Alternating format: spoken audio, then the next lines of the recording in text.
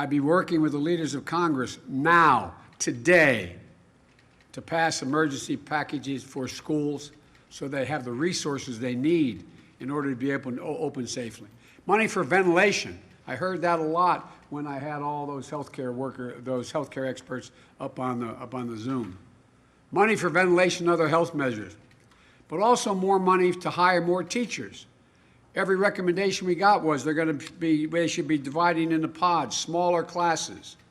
Smaller classes mean more educators are needed. Keeping classes socially distanced, small. Money for more psychologists and counselors. I introduced legislation a long time ago I proposed legislation a long time ago. We have one school psychologist every 1,507 children in school. And the health care, the mental health that our children need now, the anxiety they're feeling at home, in going to school, not being able to go to school. The nation's superintendents of schools have estimated that they'll need at least $200 billion to support K through 12 schools throughout the year for safe reopening.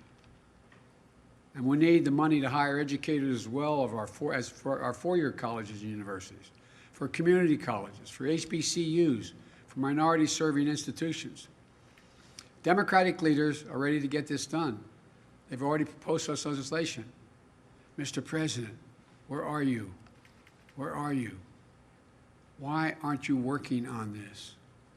We need emergency support funding for our schools, and we need it now.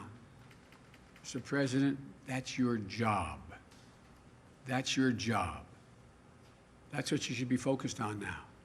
Getting our kids back to school safely, keeping schools safely able to remain open once they open. Not whipping up fear and division, not inciting violence in our streets.